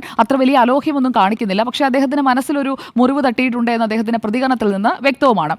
ഇവിടെയാണ് നമ്മൾ ഈ സുധാകരേട്ടൻ ഗ്യാങ്ങിനെ കുറിച്ച് കൂടി ആലോചിക്കേണ്ടത്. കണ്ണൂരിൽ കെ സുധാകരൻ എന്ന് പറഞ്ഞു കഴിഞ്ഞാൽ KS ബ്രിഗേഡ് തന്നെയുണ്ട്. പിണറായി വിജയൻ എത്രത്തോളം കണ്ണൂരിൽ ശക്തനാണോ അത്രത്തോളം ശക്തി കണ്ണൂരിൽ കെ സുധാകരനുണ്ട്. അതുകൊണ്ടാണ് KPCC അധ്യക്ഷ സ്ഥാനത്തേക്ക് പാർട്ടി കെ സുധാകരനെ കൊണ്ടുവന്നത്. അപ്പോൾ എതിരാളിക്കൊത്ത പോരാളി എന്ന നിലയിലൊക്കെ അവതരിപ്പിച്ചെങ്കിലും ഇടയ്ക്ക് വെച്ച് അതൊരു നനഞ്ഞ പടക്കം പോലെ ആയിപ്പോയി എന്നത് നമ്മൾ കണ്ടതാണ്. ഇനി ഒരു അംഗത്തിന് കെ സുധാകരന് ബാല്യമില്ല എന്ന് കരുതുന്നവർ പാർട്ടിക്കുള്ളിൽ തന്നെ 80% ആയി നിൽക്കുകയാണ്. അപ്പോഴാണ് കയ്യിലുള്ള 20% KS ബ്രിഗേഡിനെയും കൊണ്ട് സുധാകരൻ ഒരു പടയ്ക്ക് കൂടി തനിക്ക് പറ്റുമോ എന്നത് ഒന്ന് കളിച്ചു നോക്കുന്നത്. അതിന്റെ ഭാഗമാണ് കെ മുരളീധരന്റെ പ്രതികരണം എന്നാണ് ഞാൻ കരുതുന്നത്. കാരണം കെ മുരളീധരൻ പറഞ്ഞ സെന്റൻസ് എന്താണ്? ഫോട്ടോ കണ്ടാൽ പ്രവർത്തകർ തിരിച്ചറിയുന്ന ആളാകണം KPCC പ്രസിഡന്റ്. ആന്റോ ആന്റണിയെ തന്നെയാണ് അത് ഇൻഡയറക്ട്ലി ഉദ്ദേശിച്ചിരിക്കുന്നത് എന്നുള്ളത് വ്യക്തമാണ്. ആന്റോ ആന്റണി അത്രത്തോളം സജീവമല്ല. MP ആണെങ്കിലും പത്തനംതിട്ടയ്ക്ക് പുറത്തേക്ക് ആന്റോ ആന്റണിക്ക് എത്രത്തോളം വലിപ്പമുണ്ട് എന്നത് കോൺഗ്രസുകാർ ചിന്തിക്കുമ്പോൾ അത്രയ്ക്ക് വലിപ്പമില്ല. കെ സുധാകരൻ ഒരു പാൻ കേരള നേതാവാണ്. കണ്ണൂരിൽ നിന്ന് വരുന്ന നേതാവാണെങ്കിൽ, കണ്ണൂരിൽ നിന്നുള്ള MP ആണെങ്കിലും ആന്റോ ആന്റണിയെയും കെ സുധാകരനെ തമ്മിൽ കമ്പയർ ചെയ്യുമ്പോൾ വിദ്യാർത്ഥി രാഷ്ട്രീയം മുതൽ തന്നെ അടിക്ക് തിരിച്ചടി എന്ന രീതിയിൽ വളർന്നു വന്ന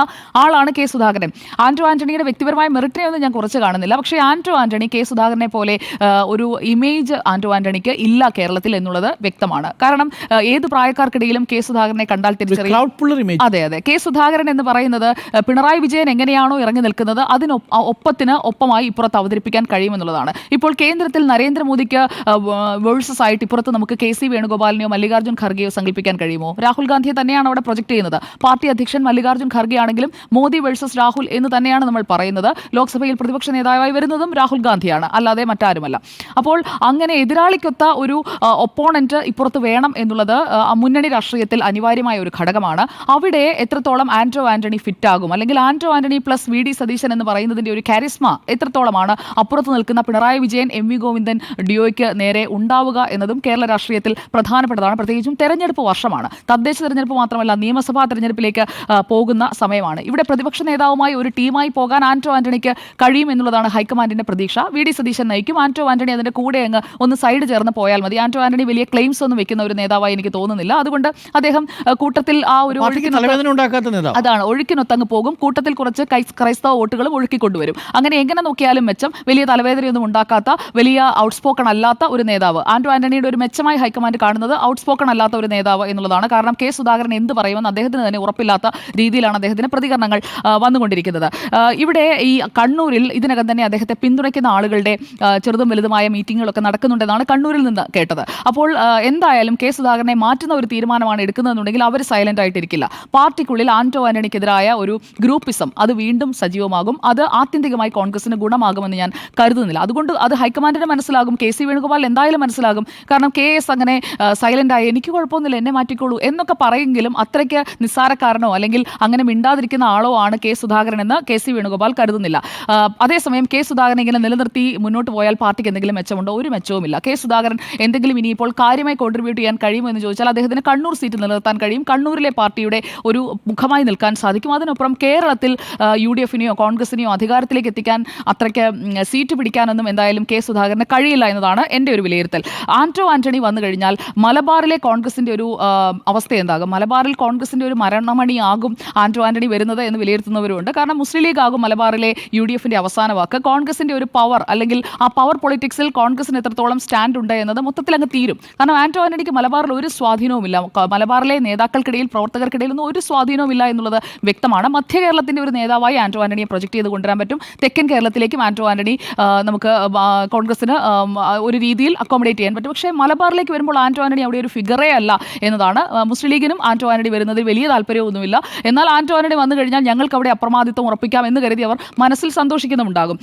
ഇവിടെയാണ് ഈ ഒരു സിറ്റുവേഷനിൽ അധികാരത്തിലേക്ക് എത്തിക്കണമെങ്കിൽ ശക്തനായ ഒരു നേതാവ് വേണം. അതിപ്പോൾ കോൺഗ്രസിൽ കറന്റ് സെനാരിയോയിൽ അത് രമേശ് ചെന്നിത്തല മാത്രമേ ഉള്ളൂ. ഒരു ക്രൗഡ് പുള്ളർ ആയിട്ടുള്ള അല്ലെങ്കിൽ അധികാരത്തിലേക്ക് എത്തിക്കാൻ കഴിയുന്ന രീതിയിൽ കോൺട്രിബ്യൂട്ട് ചെയ്യാൻ കഴിയുന്ന, പാർട്ടിയെ ഒന്ന് റീജുവനേറ്റ് ചെയ്യാൻ കഴിയുന്ന, അതിന്റെ തന്ത്രങ്ങൾ അറിയാവുന്ന, കെ കരുണാകരനെയും ഉമ്മൻചാണ്ടിയെയും പോലെ തന്ത്രങ്ങൾ അറിഞ്ഞ് മുസ്ലിം ലീഗിനെയും കേരള കോൺഗ്രസിനെയും എല്ലാത്തിനെയും കൂടെ പിടിച്ചു നിർത്താൻ കഴിയുന്ന അങ്ങനെയുള്ള ഒരാളാണ് KPCCക്ക് അധ്യക്ഷനായി വരേണ്ടതുണ്ടെങ്കിൽ അത് രമേശ് ചെന്നിത്തലയാണ്. രമേശ് ചെന്നിത്തല തിരിച്ചു വന്നാലും അദ്ദേഹത്തിന് വലിയ പോർട്ട്ഫോളിയോസിലേക്കൊക്കെ പോയിട്ട് തിരിച്ചു വീണ്ടും ഇതിലേക്ക് വരുന്നത് ഒരു പക്ഷേ നമുക്കത് എത്രത്തോളം ജസ്റ്റിഫൈ ചെയ്യാൻ പറ്റുമെന്ന് എനിക്കറിയില്ല. പക്ഷേ രമേശ് ചെന്നിത്തലയ്ക്ക് സാധിക്കുന്ന ഒരു കാര്യമാണ് ഇപ്പോൾ കേരളത്തിൽ കോൺഗ്രസിനെ ഒന്ന് റീജുവനേറ്റ് ചെയ്ത് പിണറായിക്ക് ഒത്ത ഒരു എതിരാളിയെ ഇപ്പോൾ നിന്ന് ഫൈറ്റ് ചെയ്യാൻ പറ്റുന്ന ഒരു നേതാവ് എൻ്റെ കാഴ്ചപ്പാടിൽ രമേശ് ചെന്നിത്തലയാണ്. മുസ്ലിം ലീഗിനടക്കം അദ്ദേഹം സ്വീകാര്യനാണ്. സണ്ണി ജോസഫിനെ ഒരു പ്രോമിനന്റ് ഫിഗറായി കേരള രാഷ്ട്രീയത്തിൽ ഉടനീളം കോൺഗ്രസിൽ എടുത്ത് നോക്കിയാൽ നമുക്ക് കാണാൻ സാധിക്കില്ല. ക്രൈസ്തവ വോട്ടിന്റെ കാര്യത്തിലും ആന്റോ ആന്റണി തന്നെയാണ് better choice versus Sunny Joseph നോക്കുമ്പോൾ.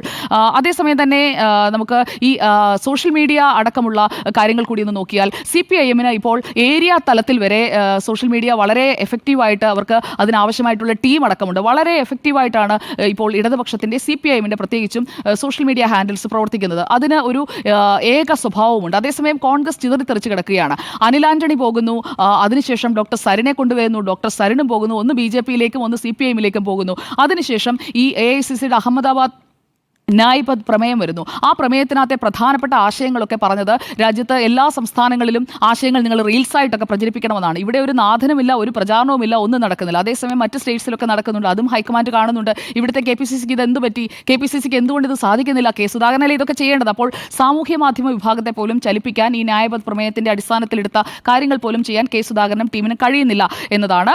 സജീവമല്ല എന്ന റിപ്പോർട്ടിനെ കുറിച്ച് നിങ്ങളൊക്കെ സൂചിപ്പിച്ചതുകൊണ്ട് ഞാൻ അതിലേക്ക് പോകുന്നില്ല. ഹൈക്കമാൻഡ് പറഞ്ഞാൽ നിൽക്കും, പോകാൻ പറഞ്ഞാൽ പോകാൻ പറയാനാണ് സാധ്യത. നിൽക്കാൻ സുധാകരൻ പരമാവധി ശ്രമിക്കുമെന്നാണ് ഞാൻ കരുതുന്നത്. ഇനിയിപ്പോൾ മറ്റൊരു കാര്യം കൂടി പറഞ്ഞ് ഞാൻ അവസാനിപ്പിക്കാം. കഴിഞ്ഞ ദിവസം ഇറങ്ങിയ KPCCയുടെ മാർഗ്ഗനിർദ്ദേശമാണ്. KPCCയുടെ മാർഗ്ഗനിർദ്ദേശം എന്താണ്? ദൃശ്യമാധ്യമങ്ങളോട് സംസാരിക്കുമ്പോൾ നേതാക്കൾ തിക്കും തിരക്കും ഉണ്ടാക്കരുത്. ഒരു ആൾക്കൂട്ട പാർട്ടിയാണ് കോൺഗ്രസ്. അത് കേരളത്തിന് മൊത്തം മനസ്സിലാക്കി കൊടുക്കാനായിട്ട് ആ പാർട്ടി തന്നെ ഒരു സർക്കുലർ ഇറങ്ങിറക്കുകയാണ്. ദൃശ്യമാധ്യമങ്ങളോട് ഒരു നേതാവ് സംസാരിക്കുമ്പോൾ പിന്നിൽ നിന്ന് ഇങ്ങനെ തലപൊക്കി കാണിച്ച് അങ്ങനെ ഒരു രീതിയൊന്നും വേണ്ട എന്നുള്ളത് സർക്കുലർ പറയുകയാണ്. അതുപോലെ വേദിയിൽ എല്ലാവരും കൂടെ കസേരയ്ക്ക് അടികൂടുന്ന പാർട്ടിയാണ് ഞങ്ങൾ. അതും കോൺഗ്രസ് തന്നെ ഒരു സർക്കുലറായിട്ട് പറയുകയാണ്.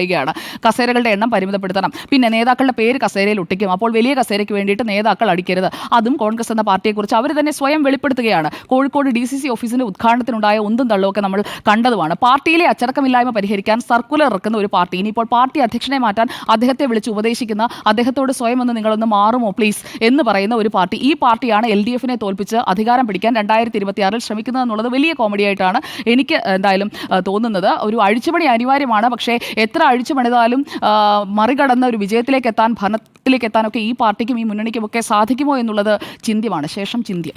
ഓക്കെ, എന്തായാലും മലയാളം പറയാൻ അറിയാവുന്ന, മുണ്ടുമടക്കി കുത്താൻ അറിയാവുന്ന, സഭയിൽ പോയി സംസാരിക്കാൻ അറിയാവുന്ന ഒരു നേതാവ് തന്നെയായിരിക്കും വരുന്നത് നമുക്ക് പ്രതീക്ഷിക്കാം. അല്ലേ? അതെ, അതെന്തോ കൊള്ളിച്ച് പറഞ്ഞതുപോലെയാണ്. പക്ഷേ അത് ഇവിടെ റെലവൻ്റ് അല്ലാത്തതുകൊണ്ട് അത് ഞാൻ അവഗണിക്കുന്നു. അല്ലല്ല, ഈ നേതാക്കൾ സീറ്റിന്റെ കാര്യമൊക്കെ പറഞ്ഞ സമയത്ത് ഒഴിഞ്ഞു കിടക്കുന്ന സീറ്റിൽ പോയി ഇരിക്കാൻ ഒരു അപാരമായിട്ട് ഒഴിഞ്ഞു കിടക്കുന്ന സീറ്റൊന്നുമല്ല, അദ്ദേഹത്തിന് നിശ്ചയിച്ച സീറ്റാണ്. അവിടെ ക്ഷണിക്കപ്പെട്ടതുമാണ് വേദിയിലേക്ക്. മറ്റു ചിലരെ ക്ഷണിക്കാത്തത് കൊണ്ട്, കുടുംബാംഗങ്ങളെ ക്ഷണിക്കാത്തത് കൊണ്ട് തോന്നുന്നതായിരിക്കും. 5 മണിക്ക് വന്ന് കല്യാണം 5 മണിക്കൊന്നും വന്നില്ല. 5 മണിക്കൊന്നും വന്നിട്ടില്ല. 8 മണിക്കാണ് വന്നത്. അത് പ്രോട്ടോകോൾ അനുസരിച്ച് തന്നെയാണ് വന്നത്. കേന്ദ്രമന്ത്രിയായിരുന്ന ഒരു പട്ടാളക്കാരന്റെ മകനായ ഒരാൾക്ക് അച്ചടക്കം ഉണ്ടാകും. അച്ചടക്കമില്ലാത്ത പാർട്ടിയുടെയും ആൾക്കൂട്ട പാർട്ടിയുടെയും ആൾക്കാരൊക്കെ വെറുതെ ഇരുന്നാൽ ആ സദസ്സിൽ അവിടെ ഇരുന്നെങ്കിൽ വല്ല കുഴപ്പമുണ്ടായിരുന്നു. നോക്കൂ, 8 മണിക്ക് അവിടെ എത്തി, 8:30 വേദിയിൽ കയറിയിരിക്കുന്നു. പരിപാടി തുടങ്ങുന്ന എപ്പോഴാണ്? ആ സമയത്ത് നരേന്ദ്രമോദി രാജ്ഭവനിൽ നിന്ന് എഴുന്നേറ്റ് പ്രഭാത ഭക്ഷണം കഴിക്കുന്നേ ഉള്ളൂ. ആ സമയത്ത് വേദിയിൽ കയറിയിരിക്കുക വല്ല ആവശ്യമുണ്ടോ? അതാണല്ലോ ട്രോളായി മാറിയത്. ഞാൻ പറഞ്ഞതല്ല, പറഞ്ഞു പോയെന്നേ ഉള്ളൂ. ചുരുക്കത്തിൽ അതൊക്കെ എല്ലാവരും കുഴപ്പമില്ല. കുടുംബത്തെ ഇരുത്താത്തതിന്റെ താങ്കളുടെ വിഷമം എനിക്ക് മനസ്സിലാവും. കുടുംബമൊന്നുമല്ല അവിടുത്തെ പ്രശ്നം. ഇതൊക്കെ പൊതുസമൂഹം കാണുന്നല്ലേ. ഒരു ഔചിത്യബോധമൊക്കെ വേണ്ടി സമൂഹം എല്ലാം കണ്ടതാ വിഴിഞ്ഞത്തേക്കുള്ള മുദ്രാവാക്യം വിളിക്കുക. ഒന്ന് ആലോചിക്കുക. മുദ്രാവാക്യം ഒന്നല്ല, അദ്ദേഹം രാജ്യത്തിനാണ് മുദ്രാവാക്യം വിളിച്ചത്. BJP അവിടെ പ്രത്യേകിച്ച് രാജ്യത്തിന് മുദ്രാവാക്യം വിളിക്കണം. രാജ്യത്തിന്റെ പദ്ധതിയല്ലേ സമർപ്പിക്കുന്നത്. അത് അഭിമാന നിമിഷമായി അദ്ദേഹത്തിന് തോന്നിക്കാണും. വരുമ്പോൾ വിളിച്ചാൽ മനസ്സിലാവും. ഇത് പ്രധാനമന്ത്രി രാജ്ഭവനിൽ നിന്ന് ഇറങ്ങുന്ന സമയത്ത് ഇവിടെ മുദ്രാവാക്യം വിളിക്കേണ്ട കാര്യം എന്താ? രാജ്യസ്നേഹികൾ ചിലപ്പോൾ അങ്ങനെയാ. അത് ശരി. ഈ ഒഴിഞ്ഞു കിടക്കുന്ന കസേര പോയി കിടക്കുന്ന കസേരയല്ല, രാജശേഖരൻ അദ്ദേഹത്തിന് എന്ന് നിശ്ചയിച്ച അദ്ദേഹത്തിന്റെ പേര് എഴുതി വെച്ചിരുന്ന 17 കസേരകളിൽ ഒന്നിലാണ് അദ്ദേഹം പോയിരുന്നത്. അതെ, അതാണ് എനിക്ക് മനസ്സിലാവാത്തത്. കസേര അവിടെ ഇട്ടു എന്ന് കരുതിയത് ആ കസേര തന്നെ പോയിരിക്കണമെന്നുണ്ടോ? താഴെ ഇരിക്കാമായിരുന്നു. എത്രയോ ആളുകൾ അവിടെ വന്നിരിക്കുന്നു സംസാരിക്കാൻ. താഴെ ഇരിക്കേണ്ടവരൊക്കെ താഴെ ഇരുന്ന് സെൽഫി ഇട്ടല്ലോ, അതെ, മുകളിൽ ഇരിക്കാൻ വേണ്ടിയിട്ടുള്ള മുകളിലിരിക്കാനായിട്ടൊക്കെ ഒരു കസേര രാവിലെ 11 മണിക്ക് നിശ്ചയിച്ച പരിപാടിക്ക് 8:30 വേദിയിൽ ഇരിക്കുക എന്ന് പറയുന്നതിനകത്ത് ഔചിത്യം ഉണ്ടോ ഇല്ലയോ എന്നൊക്കെ അത് പൊതുസമൂഹം കണ്ടോട്ടെ, അത്രേ ഉള്ളൂ. ഞാൻ പറഞ്ഞെന്ന് മാത്രമേ ഉള്ളൂ. കസേര ഉണ്ടെന്ന് കരുതി ഇരിക്കാൻ ഒരു കൂട്ടർ, ഞാൻ കസേര കാര്യം പറഞ്ഞതേ ഉള്ളൂ. കോൺഗ്രസിലെ എന്തായാലും നേതാക്കൾ അതേപോലെ കസേര അവിടെ ഉണ്ട് എന്ന് കരുതി നേരത്തെ പോയി അവിടെ ഇങ്ങനെ കാത്തിരുന്ന് അങ്ങനെയൊന്നും അങ്ങനെയല്ല. കസേര ഇട്ടിട്ട് പോകാതിരുന്ന ഒരു നേതാവും ഉണ്ടല്ലോ, പ്രതിപക്ഷ നേതാവെന്നാണ് അദ്ദേഹത്തിന്റെ രാഷ്ട്രീയ നിലപാടാണ്, അത് അദ്ദേഹം അവിടെ പറയുകയും ചെയ്തിട്ടുണ്ട്. എന്നാലും ഈ വിഷയത്തിൽ നമ്മുടെ ചോദ്യത്തിന് ഉത്തരത്തിലേക്ക് വരാം. എന്നാൽ നമ്മൾ ആ കാര്യത്തിൽ തർക്കിക്കേണ്ട. വിഷയം കെ സുധാകരൻ ആയതുകൊണ്ട് താങ്കൾ പറഞ്ഞതുപോലെ കെ സുധാകരൻ മാറാനുള്ള സാധ്യതയുണ്ട് എന്ന് തന്നെയാണ് എൻ്റെയും അഭിപ്രായം. അഴിച്ചുപണി അനിവാര്യമാണോ എന്ന ചോദ്യത്തിന് 3 പേരുടെയും അഭിപ്രായം ഒന്ന് തന്നെയാണ്, യെസ് എന്ന് 3 പേർ.